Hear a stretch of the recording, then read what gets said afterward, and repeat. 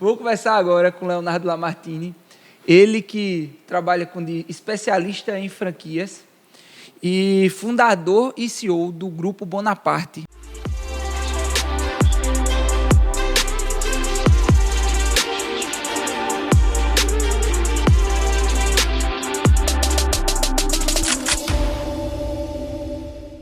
Leonardo, muito obrigado por ter aceitado o convite e dispor desse tempo para a gente bater um papo de empreendedor.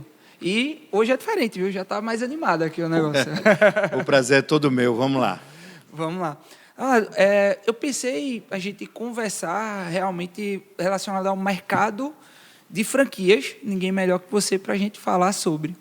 E é um mercado que vem em expansão de vários anos, né? Isso. E qual a tua visão em relação às franquias em si, né? Porque também tem um misto de alguns negócios. Me explica um pouquinho. O segmento de franquias ele é interessante, que a época que ele mais cresce são as épocas de crise. Em 2014, 2015, houve uma crise do varejo no Brasil, houve crescimento de franquia. Agora, com pandemia, também está tendo uma procura muito grande pelas franquias, por dois motivos. Primeiro, aquelas pessoas que estavam nos segmentos, assim como eventos, bares, restaurantes e vários outros que foram bastante atingidos pela pandemia, ou mesmo perderam seus empregos durante a pandemia, estão buscando um negócio de franquia para poder empreender. Então, o empreendedorismo está muito ligado ao business franquia, sempre. E ele é sempre inversamente proporcional à taxa Selic do governo, por exemplo. Quanto mais baixa a taxa está, menos atrativo fica o banco e mais o capital produtivo se torna atrativo.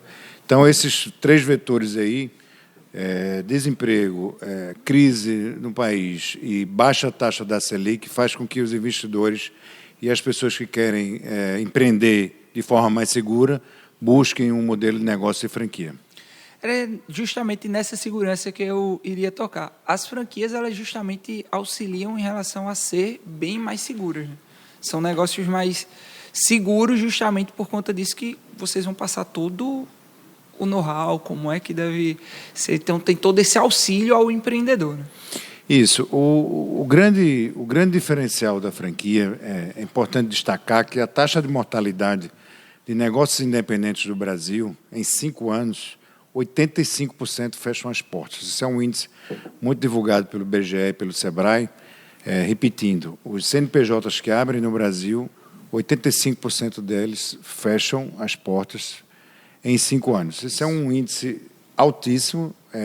Por outro lado, a franquia já é um negócio testado, definido, com poder de negociação. Então, o que acontece? No mercado de franquia, esse índice cai para 4,3%. Ou seja, nós estamos falando de uma diferença de 85% para 4,3%. Então, é muito mais negócio você que vai começar a empreender, investir numa franquia, por vários motivos.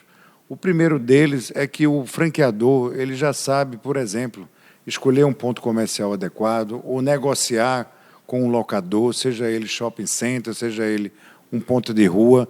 Se você for de peito aberto pela primeira vez, você não vai fazer uma boa negociação.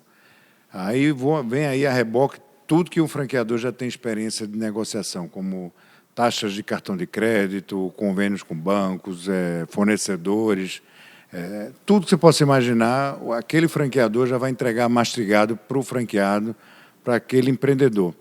O que eu gostaria de destacar é que o empreendedor ele tem aquela criatividade, a ânsia de empreender. Na franquia, essa é a desvantagem para ele, porque na franquia já vem algo formatado, com padrões definidos.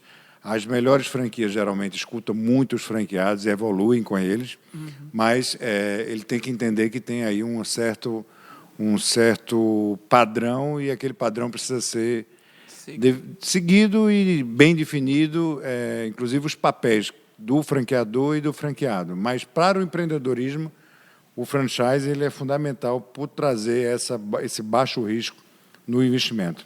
Então, favorece muito o crescimento do mercado por ter essa segurança, né? Isso. E a gente comenta a respeito da escolha da franquia, mas não é só eu como querendo franquear. eu chegar só com o dinheiro e querendo franquear. Tem que ter o perfil também de quem é o empreendedor e de quem vai querer estar franqueando. Tem essa análise também, né? Como é que é feito, como é que tu analisa. Querendo ou não, quem vai franquear teu negócio se torna um sócio teu, né? Muita gente, inclusive, confunde, foi até bom você tocar nesse assunto, sociedade com franquia. Mas ele, de fato, é um sócio, né? Ele está ali operando o negócio na ponta.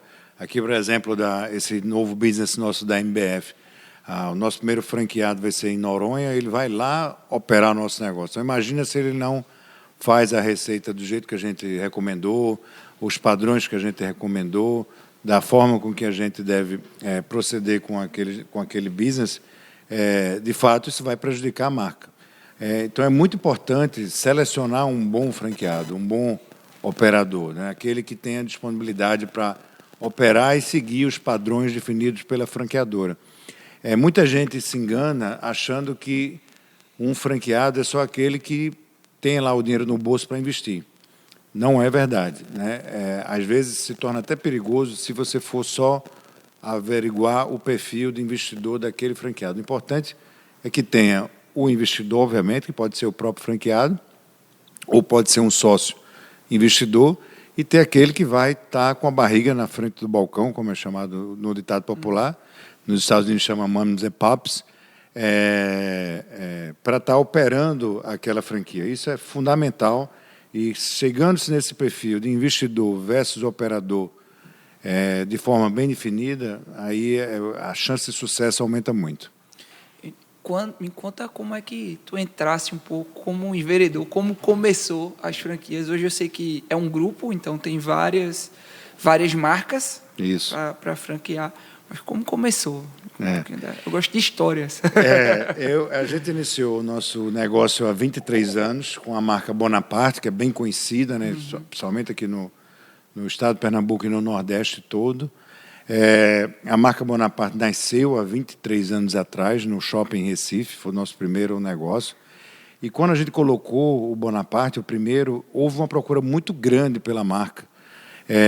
Você ter ideia, a gente tinha naquela época 60, 70 pessoas na fila do Bonaparte. Hoje a gente tem algumas lojas que chega a 30, 40, mas naquela época a gente colocou algo disruptivo no Bonaparte, que foi trazer um prato de um restaurante à la carte a um balcão de fast food, entregando em 3, 4 minutos. Então isso chamou bastante atenção. E quando você tem um novo modelo de negócio que chama atenção, automaticamente já vem pessoas querendo franquear aquele negócio para outros estados. E o engraçado é que a gente não tinha absolutamente nenhum contato com franquia ou com franchising. E existe um shopping em João Pessoa, chamado Manaíra Shopping, e o dono é Roberto Santiago, que para mim é um dos grandes empreendedores que a gente tem nesse Brasil, e o Roberto Santiago mandou um emissor me chamar para ir lá ter uma reunião com ele.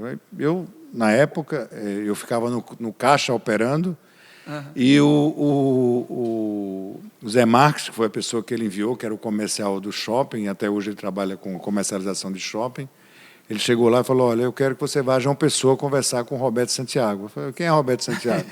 Roberto Santiago é o dono do shopping. Então, não tem o menor sentido, a gente inaugurou agora, para que eu vou fazer a segunda unidade em João Pessoa? Vou crescer em espiral aqui em Recife, que é a forma mais correta de crescer no franchising, e depois nós vamos a inaugurar em João Pessoa. Me deu um não, deu o segundo não.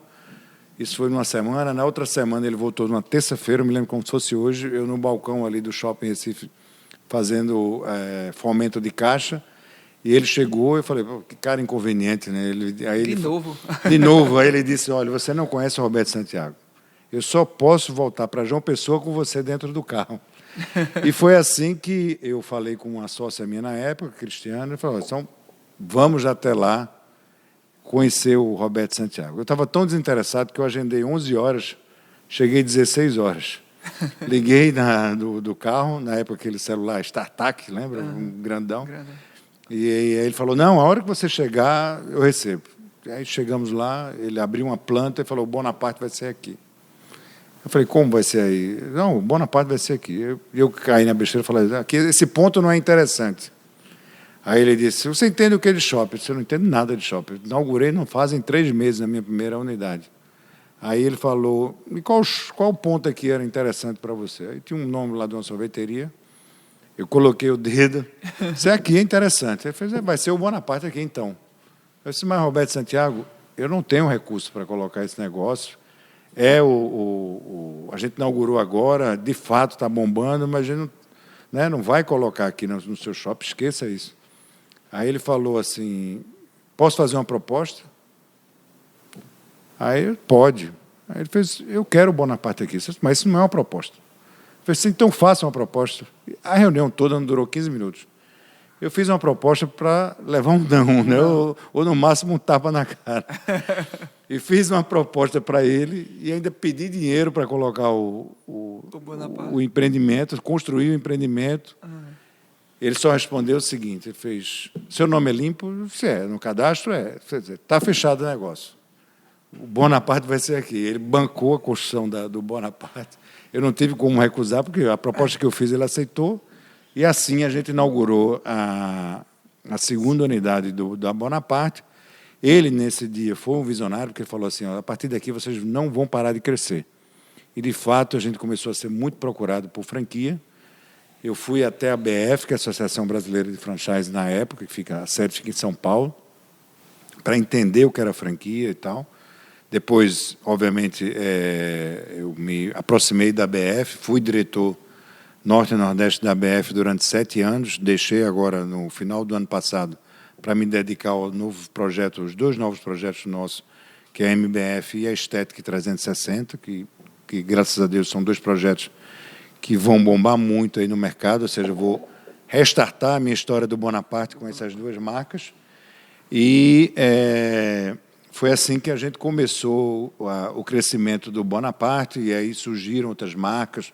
A gente começou a fazer a gestão do Donatário, que é de frutos do mar, e aí passamos a comprar a marca do Donatário, e hoje a marca do Donatário pertence à nossa empresa, e aí crescemos com dois braços. Um é o Grupo Bonaparte, que é essa área de restaurantes e food, e o outro é a BHF, que tem aí abaixo aí como gestão as marcas a MBF e a Estética 360, que são essas que eu falei que estou agora me dedicando. Novas, né?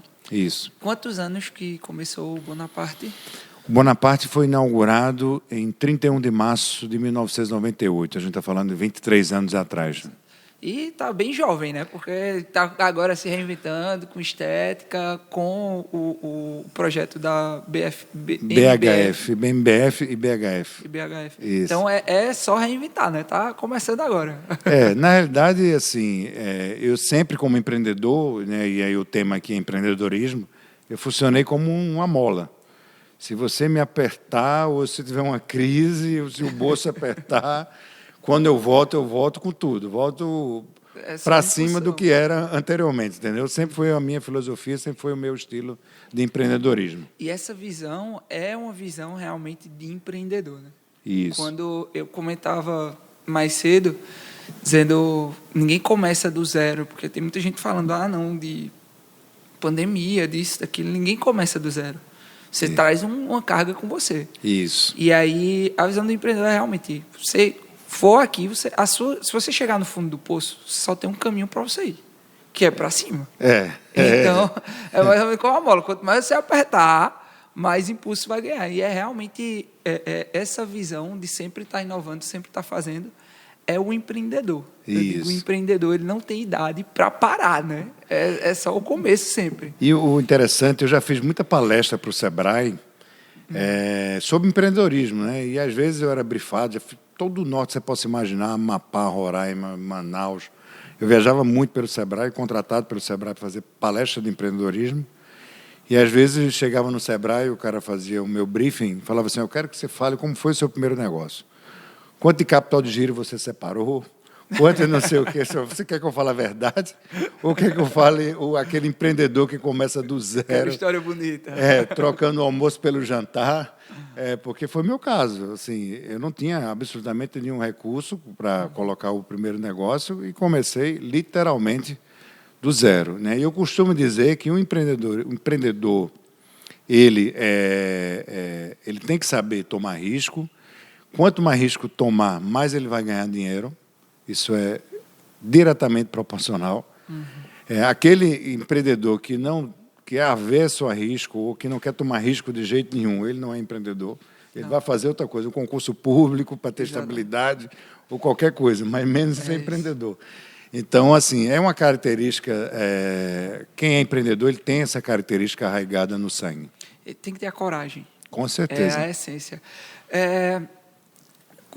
Eu falei sobre os empreendedores que procuram franquias, mas, no caso do teu grupo, qual a característica que tu enxerga no empreendedor para dizer, não, ele realmente vai desenvolver bem a marca?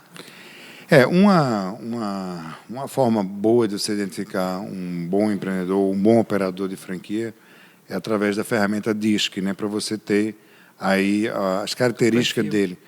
Eu gosto de ter empreendedor, mas eu sempre alerto que o empreendedor ele não vai ter muito como criar ou co-criar dentro de uma franquia. A franquia ela tem uns padrões, como eu disse, mas a gente já sabe, por exemplo, características de profissões. Um engenheiro civil tem um desempenho como empreendedor muito diferente de um médico. Por quê? Porque um é a ciência, o outro tem um pensamento cartesiano, então tem características assim que não são até ferramentas de literaturas, de gestão e tal, mas quem trabalha muito tempo com isso já consegue identificar em poucas palavras ou num papo de meia hora qual é a característica, se vai dar certo ou dar errado aquele tipo de empreendedor que está buscando uma franquia. Entendi. Me diz uma coisa. Quando eu abro, às vezes, caixinha de pergunta, inclusive essa semana, abri a caixinha de pergunta no Instagram e o cara me perguntou, eu penso em tornar o meu negócio uma franquia.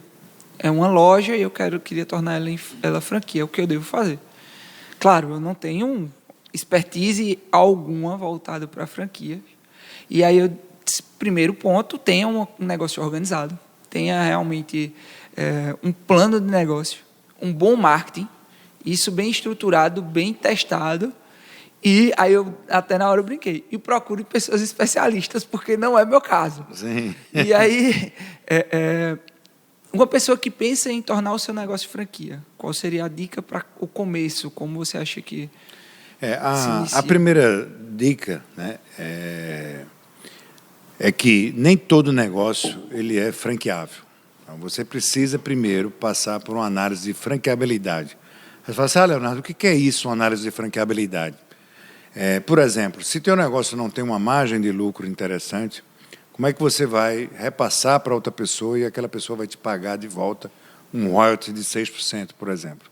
Eu vou dar um exemplo. O cara tem 8% de margem líquida e quer receber um royalty de 6%. Não vai dar certo.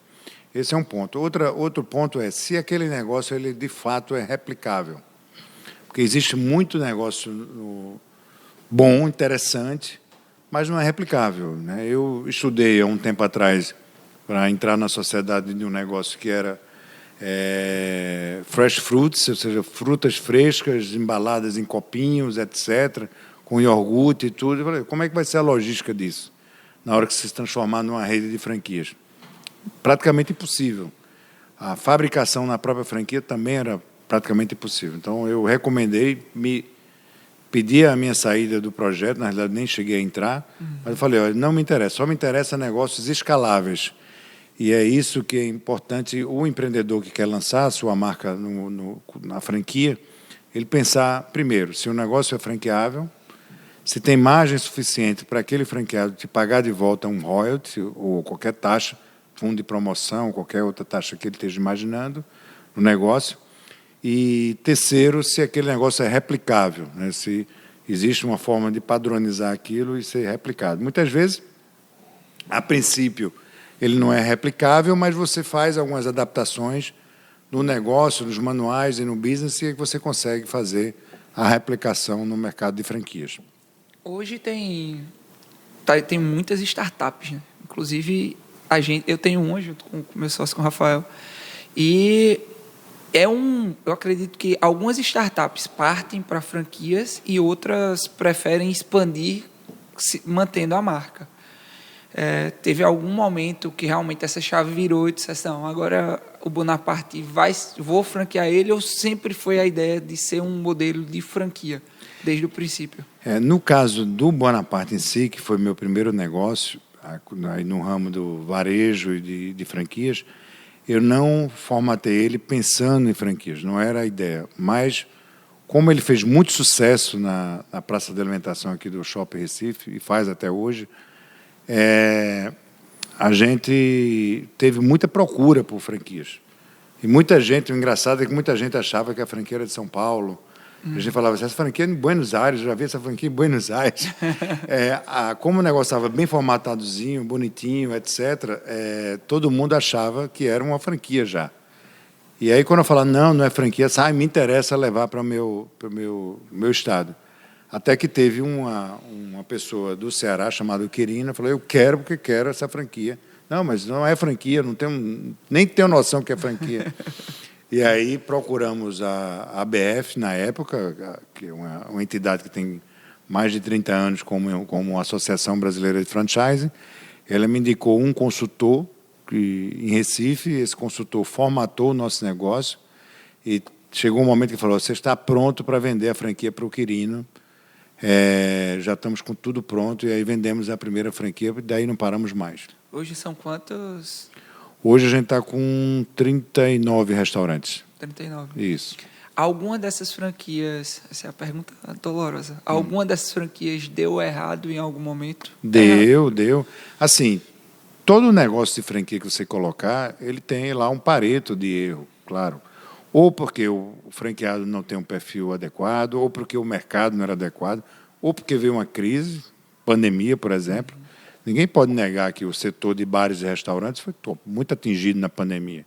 Também ninguém pode negar que depois da pandemia o mercado vai crescer do que era antes. Aí você fala assim, Leonardo, como assim vai crescer? Porque muita gente não conseguia ou não estava habituado a fazer pedido via plataforma. Perfeito. Aí eu falo de iFood, Rappi, etc. A terceira idade, por exemplo, tinha medo de colocar o cartão de crédito no iFood, na máquina. E hoje esse mercado ele tracionou bastante. Então, o que vai acontecer? O físico vai voltar e vai se adicionar a esse mercado. Então, esse mercado vai ser superior ao que era antes da pandemia.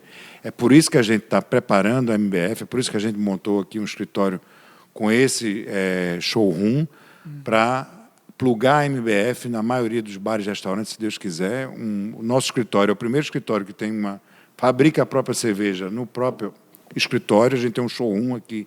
Por isso que esse podcast vai ser o mais comprido, viu? Sim.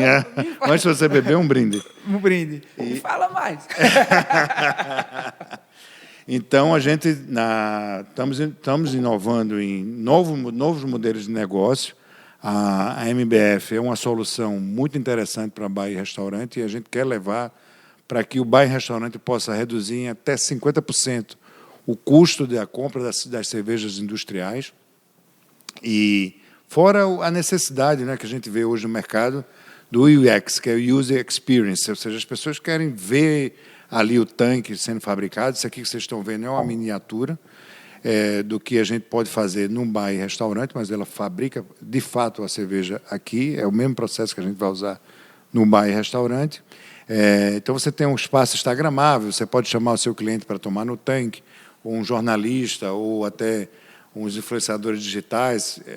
Outra coisa, no delivery, que esse mercado que tracionou, você pode vender o growler para entregar na casa do cliente, que hoje você não faz com as grandes cervejarias. Então, tem uma oportunidade de negócio em um formato totalmente inédito no Brasil, e é isso que a gente está colocando nossos esforços agora para pós-pandemia. Quando eu falo pós-pandemia, gente, eu já estou falando de outubro, novembro, dezembro. A vacinação já está avançando bastante, e a gente tem muita crença que outubro, novembro, dezembro vai ser um dos melhores trimestres de todas as épocas aqui no Brasil. Eu também concordo. E quando eu vi o projeto de cervejaria, é muito interessante, né? Por exemplo, você tem o seu bar. Geralmente o pessoal trabalha muito sua marca para que os clientes adotem ela. Isso. Então, o branding com a marca Isso. do restaurante. Isso. E você ter uma cerveja com o seu rótulo próprio vai incentivar muito o cliente querer levar aquela cerveja com um rótulo. Exatamente. pessoal. O que a gente faz, na realidade, um white label, ou seja, você fabrica a cerveja de alta qualidade, puro malte, com lúpulo importado. A marca da cerveja é a do teu bar e restaurante, não é nossa. Então, se você tem lá Bar do Rodrigo, Bar do João, vai ser o rótulo da cerveja. A gente tem, inclusive, uma empresa que nos auxilia fazendo esse rótulo, a arte. Nossa. E a receita e o fornecimento dos insumos é nossa, da MBF. Então, nosso mestre cervejeiro, que é Luciano Fialho, ele formata a receita, a gente ensina a fabricação, instala os equipamentos, e pode ser um garçom que esteja ocioso, que durante fora da hora do atendimento, ele pode fazer a produção da cerveja.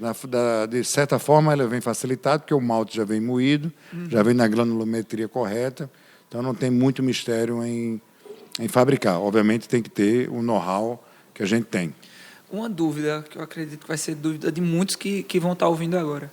Em relação a custos, é um valor competitivo do valor dessa cerveja? Competitivo, que eu digo, diante do que a gente encontra. Sim, eu vou dar um exemplo.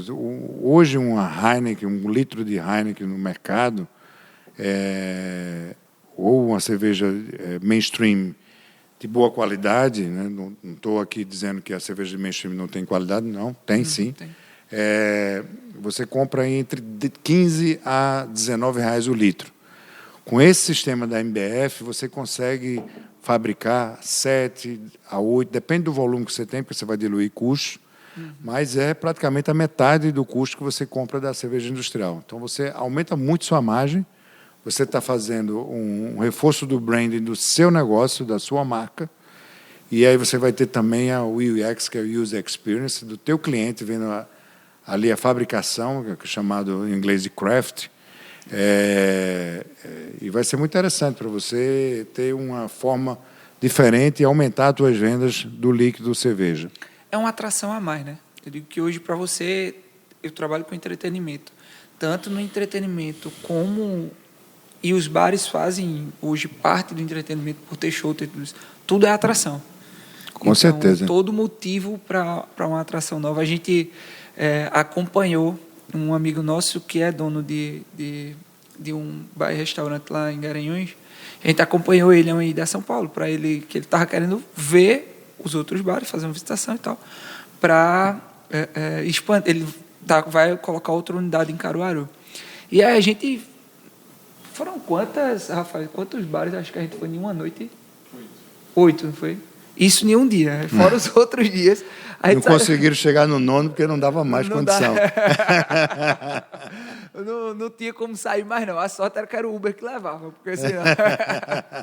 Mas a gente visitou vários bares, vários restaurantes, justamente com esse intuito. E cada um tem um atrativo diferente. Então, é um diferencial muito grande. E a gente está...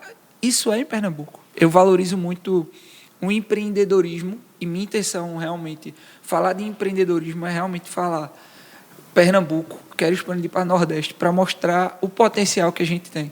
Isso. Porque eu vejo muito empreendedor que começa aqui, que parte daqui, mas que vai para o Sul e não dá o real valor que eu acredito que o mercado da gente tem. E os empreendedores da gente, o potencial que os empreendedores da nossa região têm. Então, ter uma franquia nesse nível, com esse potencial aqui, é algo realmente que eu acho que poderia ser muito valorizado e tem a ver com a cultura. Eu acredito que há um tempo atrás ainda está muito em alta a cerveja artesanal aqui na nossa região, então eu acredito que é realmente pegar essa pontezinha e aproveitar, né? Com certeza, não só para Pernambuco, para o Brasil todo, né? Então, é um negócio desenvolvido aqui, mas que nós estamos prontos para vender para o Brasil todo. Quando eu digo aqui, é realmente porque você aproveitar o que está próximo. Sim, então, você está aqui, você tem isso muito mais próximo. Por exemplo, um amigo meu que é aqui de Garanhuns, então, para vir visitar aqui, para ver como é que funciona, é muito prático. Com certeza. Então, de vez ele ir para São Paulo visitar 8 bares, ele tem a solução aqui em Recife, né? Uma solução de algo inovador aqui em Recife. Isso. Mas é realmente essa visão. Então, a ideia eu achei incrível. A gente comentou que tu me falasse a respeito que quando expandisse com as franquias, tiveram realmente falhas e alguns deram errado. E aí a gente deixar uma dica para outros empreendedores, para quem vai empreender. Quais dicas você daria para que a pessoa Claro que não existe receita de bolo. Sim. Mas existe algumas, eu digo que eu falo de empreendedorismo das cicatrizes que eu tenho. Então, aquela dor que eu tive que cicatrizou, então eu posso falar. Então, quando eu vou dar uma mentoria para empreendedores, eu falo realmente das dores que eu tive. Então, eu digo, ó, evitem isso aqui. Então, inclusive, eu tenho um dia da mentoria que é só falar de erros para que você evitar. Então, a partir do momento que eu falo dos erros, a pessoa já sabe o que não fazer também. Então, quais as dicas que tu daria nessa linha? A primeira dica é que ninguém aprende só acertando. Então, você também aprende com os erros, e aprende muito. E aí vai da percepção do empreendedor saber lidar com os erros, né? Não só saber lidar, como tirar as lições daqueles erros. Então, se eu errei, o que eu vou fazer para melhorar? O que eu vou fazer para mudar essa situação? Então, isso é uma característica que o empreendedor tem que ter. Ou seja, lidar com... Quem é empresário no Brasil é assim, todo dia chega um leão para você engolir, todo dia você chega um problema para você resolver. O empresário que fala que não tem incêndio para apagar não está falando a verdade. Todo dia. Essa é a vida do empresário, né? Do empreendedor mais ainda, porque o empreendedor é inquieto. O empreendedor, diferente do empresário, ele está ali sempre empreendendo, sempre colocando novos negócios, ideias novas e tal. Então, assim, eu também aprendi muito com os erros. E eu diria que, para você acertar, você precisa experimentar. Às vezes, você experimenta em ambientes que você desconhecidos, ou seja, terra desconhecida. Então, você tem que ir ali experimentar, obviamente, tentar planejar o máximo para errar menos, é óbvio, mas ninguém acerta 100%. Então, se o empreendedor ele está dando 10 tiros e acertando 8, acertando 7, show de bola. Mas ele nunca vai dar 10 tiros e acertar 10. Essa média está muito boa. Isso não existe. Como na pandemia, né, eu também faço algumas mentorias e teve um empresário também do setor de bares e restaurantes que me contratou para fazer uma mentoria, e ele falou assim, aqui na pandemia eu estou empatando, eu não estou tendo nem lucro, nem prejuízo. E eu estou preocupado. Cara, você está com a pandemia aí, com horário restrito, shopping fechado, está ótimo que você está empatando. Pare de sofrer. Agora, pense como é que você vai fazer depois da pandemia, né? Então, o empreendedor tem que ter essa percepção. Ele não pode sofrer com os erros, não pode sofrer se tiver prejuízo, ele tem que ir atrás dos erros, consertar o rumo e aí buscar o resultado positivo. A gente fala, por exemplo, minha empresa de eventos é eventos. Eu cresci na pandemia, também cresci na pandemia. Então, para mim, é um mega sucesso.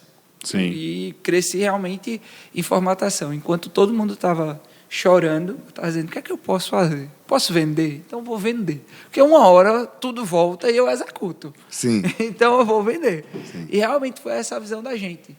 E falando da inquietação do empreendedor, eu e Rafael, esses dias a gente estava brincando, disse, bicho, vamos parar de ter ideia.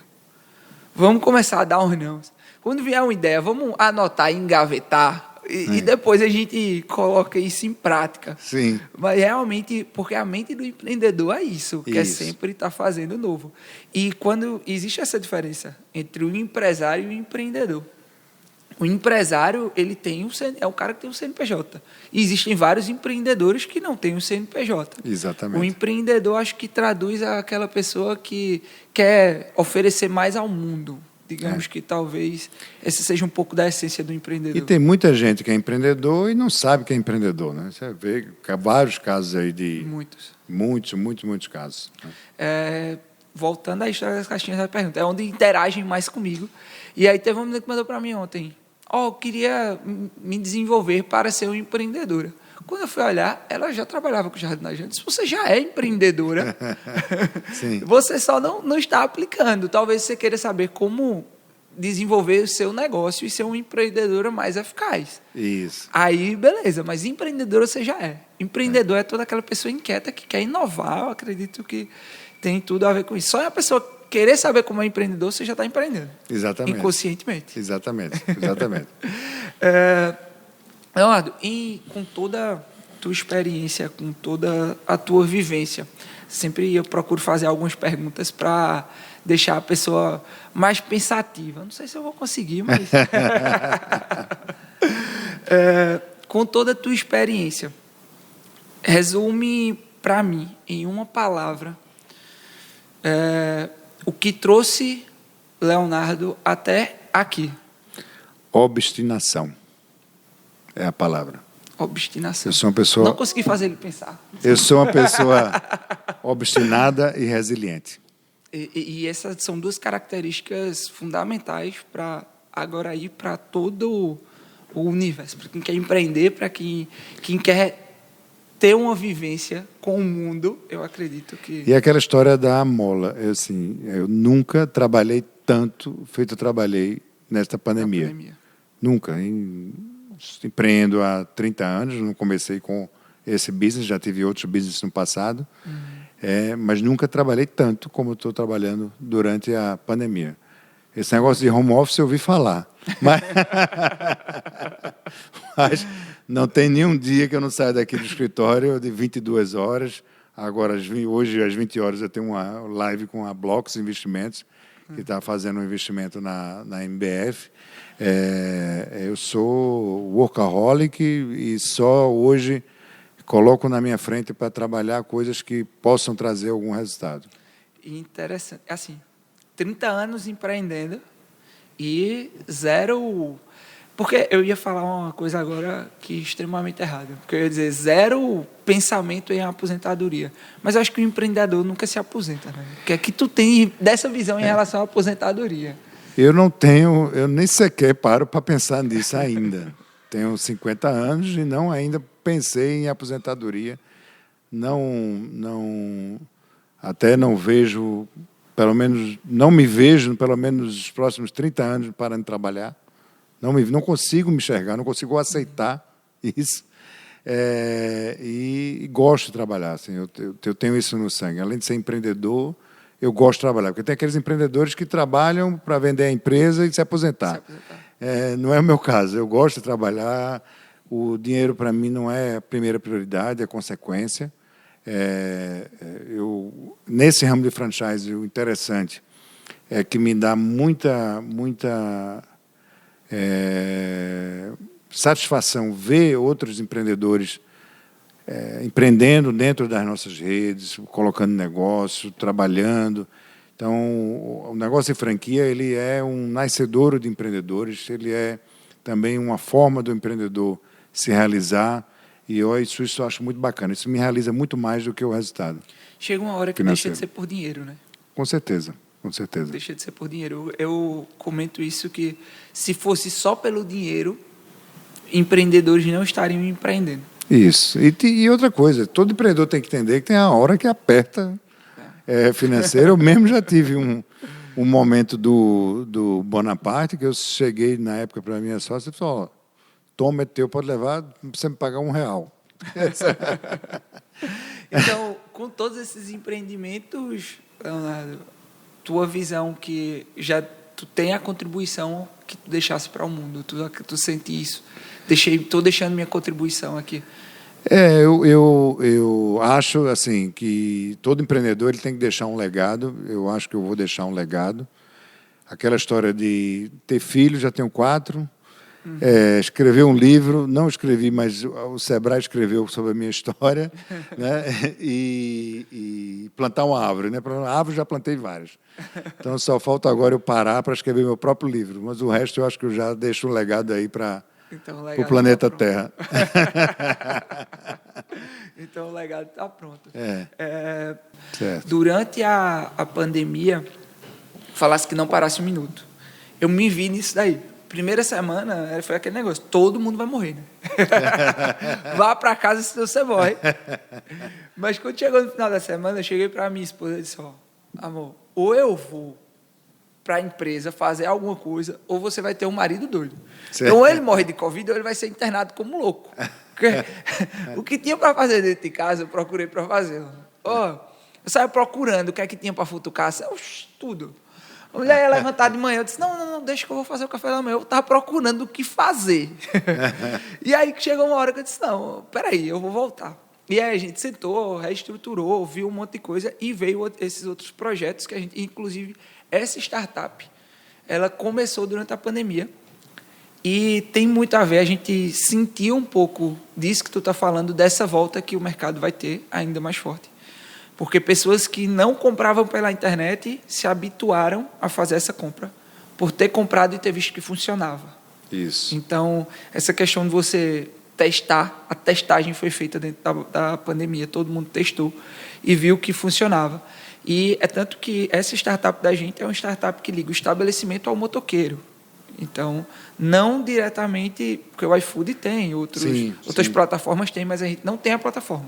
Sim. É realmente direto o estabelecimento ao motoqueiro. Então, por exemplo, você tem os restaurantes, você sabe que às vezes tem um aplicativo próprio do restaurante, mas para isso você teria que ter um motoqueiro para fazer essa entrega. E nas cidades do interior, onde até as plataformas grandes não estão ainda, não estão ainda. Acho que funciona muito legal. Eu digo que eu frequento muito Gravatá, Xangrande, etc. E às vezes eu me vejo na necessidade de buscar um motoqueiro para ir na farmácia, para alguma coisa desse tipo. Lá não tem app, por exemplo, ou outras plataformas. Não tem. E dentro da plataforma. Isso. Sim. A plataforma é só de conectar, né? Conectar, legal. É só a conexão. Então, por exemplo, o Bonaparte quer entregar, tanto faz iFood, independente da plataforma. Sim. Ou o próprio WhatsApp do Bonaparte. Sim. Dá uma liberdade muito maior, porque ele teria um motoqueiro que ele ia solicitar e fazer a ligação e ele entrega. Então, é como se fosse um Uber de entregadores. Uma uberização dos motoqueiros. Dos motoqueiros. Legal.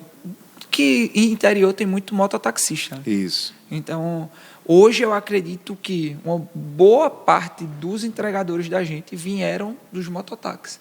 Que com a entrada do Uber, diminuiu o uso dos mototáxis. Então, foi meio que se ligando. Quem sabe esses motoqueiros não vão estar levando graula de cerveja artesanal para a casa dos clientes, né? Vamos embora. Daqui a uns dias a gente está com essa expansão aí. Mas realmente, como tu deixasse esse gancho, eu lembrei desse acontecido. E é realmente isso daí, o empreendedor sentir a necessidade. E além de tudo isso, o empreendedor deve ter o tato. Para tu ter acertado tanto, tem um pouco desse tato. Mas errei muito também, viu? Não tô... Não sei. Quando eu digo acertar, por exemplo, até o nome Bonaparte, você vai escolher o nome do negócio. Eu acredito que o nome é onde está a alma do negócio. Então, você vai escolher, você tem um pouquinho desse...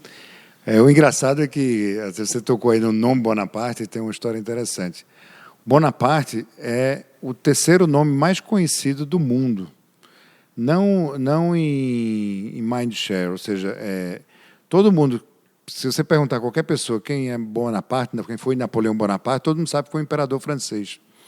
E eu descobri isso depois de ter feito a marca, e fazia muita palestra, fiz muita palestra para a universidade e tal. E eu comecei a falar isso, né, de recall, que era uma marca que a gente queria que já tivesse um recall. E o pessoal, você está brincando que Bonaparte é o terceiro nome mais conhecido do mundo. E aí eu fui para a França, para Paris, no Les Invalides, onde Napoleão Bonaparte está enterrado. Lá tem uma vasta biblioteca. E lá mostra exatamente, falando sobre isso, que o primeiro nome no mundo é Jesus Cristo, apesar da Ásia quase toda não acreditar em Jesus Cristo, mas sabe que foi o Messias da religião cristã. O segundo, eu não fazia a menor ideia, Gengis Khan. E o terceiro, Napoleão Bonaparte. Aí eu me fundamentei na outra palestra que eu fiz no mesmo local, inclusive na Universidade Federal de Pernambuco, eu levei lá só, está aqui, ó. O nome Bonaparte é o terceiro nome mais conhecido do mundo. É muito interessante. Mas é por isso que eu estou dizendo, o tato, às vezes, a pessoa não tinha isso aí, mas funcionou.